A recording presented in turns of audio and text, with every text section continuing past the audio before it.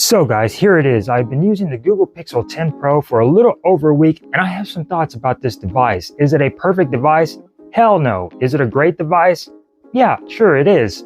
But we're going to talk about it today with my 1 week review of the Google Pixel 10 Pro. Welcome to Sick Eric Tech, where we like to keep tech simple. If you're new here, consider subscribing. I would really appreciate it. So let's go ahead and talk about the Google Pixel 10 Pro.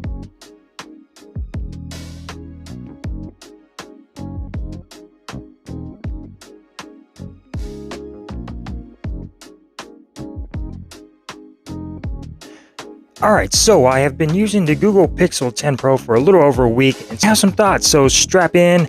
This is going to be a long one. First and foremost is going to be the design. Beautiful smartphone, okay guys? This thing is built like a gem. This thing is beautiful. It feels premium in the hand. It looks absolutely gorgeous. And this is just the obsidian black. This is just boring color right here. So fantastic design. I could do without the shiny rails over here because they do pick up smudges a lot and they will get scratched up pretty easily. This is just aluminum, it's not titanium. Back is matte, it feels good in the hand. It's covered in Corning Gorilla Glass Victus 2 on the front and on the back. This thing is absolutely beautiful. IP68 dust and water resistance could have been better if it was IP69 like a lot of phones are coming out with nowadays. But it is what it is. 6.3 inches. This is the Pro version.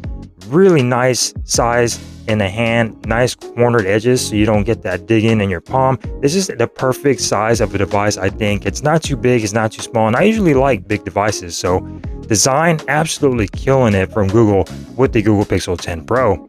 So going on over to that beautiful 6.3 inch LTPO AMOLED display. This thing is absolutely gorgeous. This thing is 1280 by 2856, okay? So not quite 1440, but still way over 1080p. You do have 480 hertz of POM dimming apparently. Gets a peak brightness of 3300 nits, so this thing gets really bright. The colors on here, guys, absolutely gorgeous. 120 hertz, HDR10 plus. And like I said earlier, covered in Corning Gorilla Glass Victus 2 with 495 pixels per inch. This is a fantastic display. Yes, there is no anti-reflective coating on here like Samsung. Maybe one of these days Google will include that on their devices, but this display is absolutely gorgeous, guys. No issues with it. It gets bright enough outdoors, except when you get thermal throttling, which we'll talk about later. So going on over to the cameras on here. So the cameras on here are actually quite good for, you know, being a Pixel. We all know Pixels take fantastic photos. The zoom quality on here is going to be way better than the Samsung Galaxy S25 Ultra. Little debatable in video, but the super res zoom on here is going to be really good, although it does not work well with text, okay? So if you're taking a zoom of something that has letters on there, it can make them look a little weird sometimes. It's too much AI going on in there. Nighttime video boost. If you want to boost your nighttime video, it takes way too long. I was trying to do a 20-second video in the dark and it took like, I don't know, like 30 minutes just to process that video. And if you want to do any other processing on here, it does take a while. Your Pro Zoom on here does take at least like 30 seconds to process on the device itself, which can be a little annoying as well. You can only record HDR video in 4K 30 frames per second, not 60 frames per second. The front-facing camera is way better than the Samsung Galaxy S25 Ultra, so that is fantastic. You get a 42 megapixel front-facing camera. Going on over to the cameras, you get a 50 megapixel main sensor. You get a 48 megapixel telephoto lens with 5 times optical zoom. It does have OIS. And you get a 48 megapixel ultra wide with 120 degree field of view. So that's fantastic. These cameras are amazing. So let's go ahead and take a look at some video and some photos taken on the Pixel 10 Pro.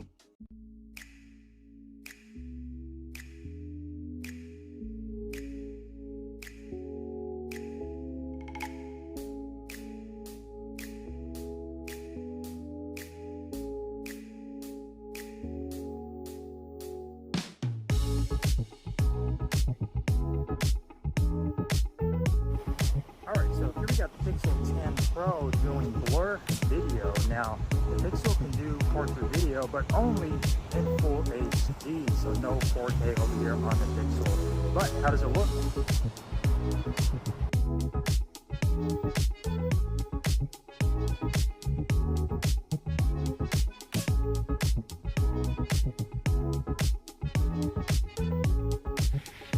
Alright, so here we got 4K 30 frames per second on the front-facing camera, recording at nighttime on the Google Pixel 10 Pro. Let me know how this footage is, and it's not exactly completely dark out, but it's pretty dark out. So, alright, let's move on, shall we? Alright guys, so what you think about the photos and the video taken on here? Like I said, really good when it comes down to photos, and that zoom can be a little weird sometimes, but it's definitely, I think in my eyes, way better than the Samsung, especially when it comes down to the processing. Now, if you have a photo that you do not use the ProRes processing on, they're about similar when it comes down to the zoom capabilities, but if you use that Pro Zoom, it definitely makes a huge difference. Going on over to MagSafe, or what they're calling Pixel Snap on the Google Pixel devices this year.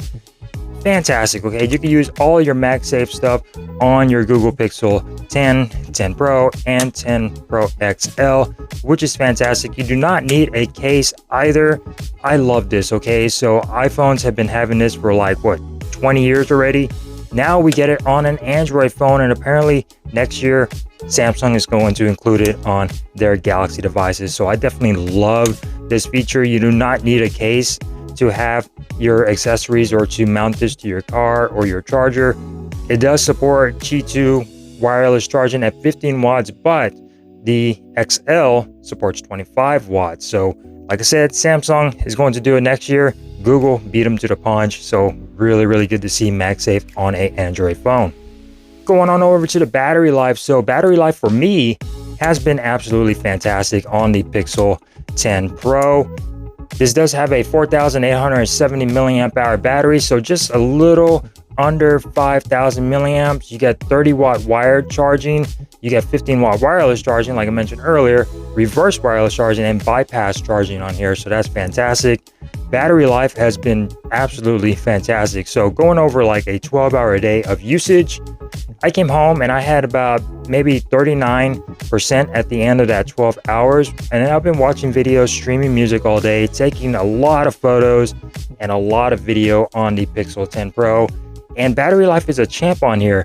As long as a device gets me through an entire day of work and coming home and then going to bed and then charging this thing, I'm completely happy. Again, to each his own. People use their devices differently, and no issues with the battery life. Going on over to the speakers, so we're going to go ahead and take a listen to the speakers on here. So they did improve the speaker quality on the Pixels. We now get a better bottom firing speaker and a louder earpiece up top. So let's go ahead and take a listen to the speaker quality on the Google Pixel 10 Pro.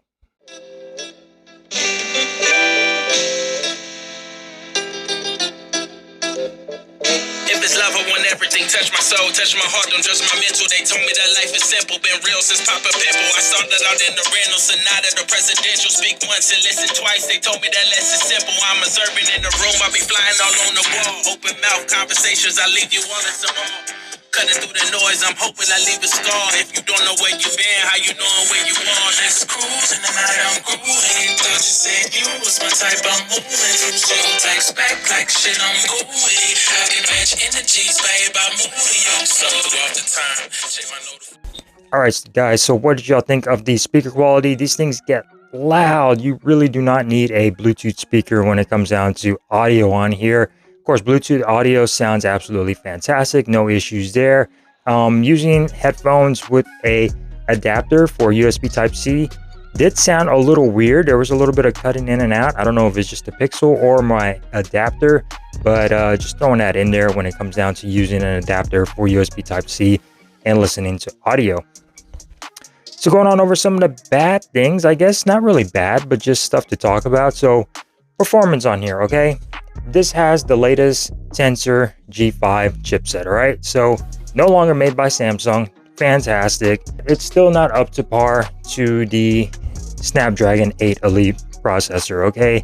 this thing is going to be way behind. For me, it has been fantastic. This device is fast, it's snappy, does everything I need it to do, but when you push it, that's another story. So when it comes down to the RAM, you get 16 gigabytes of RAM, although I think 3 gigabytes it's set aside for the AI core, which is a little weird. So you are losing a little bit there, but like I said, haven't really noticed anything. This device still gets toasty, especially when you're taking video and photos outside. Granted, here in Texas, it's about 100 degrees. You need to get rid of that, Google. You need to smash that already. It's been way too long that your device has been getting too hot when doing processing and just pushing this phone to its limits. Video processing on here.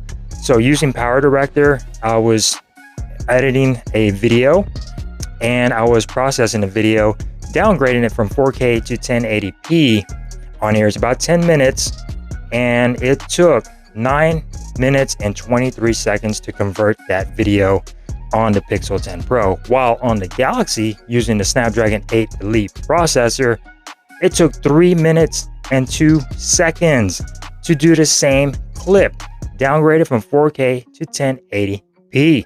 So that is a huge difference when it comes down to processing power.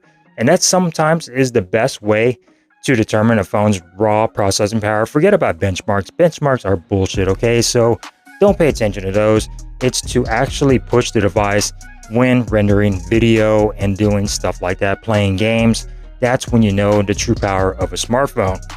So as far as AI features, there are way too many AI features on here to even use. The call translate, probably never going to use that, but you have it on there as well, and it will also do it in your own voice, which is pretty cool and pretty creepy at the same time. Help me edit stuff on here when it comes down to Google Photos. It's not on my device. I do not know why. So if I were to click on something and edit at the bottom, it does not have that feature to help me edit when you could talk to your phone and ask it to do stuff for you. I don't know why, if it's just me or if I need a software update or I'm doing something wrong. I do like the call screening, so that's fantastic. That's another really nice feature. Of course, the AI zooming in works pretty well for the most part, but yeah, a lot of AI stuff that you'll probably never use.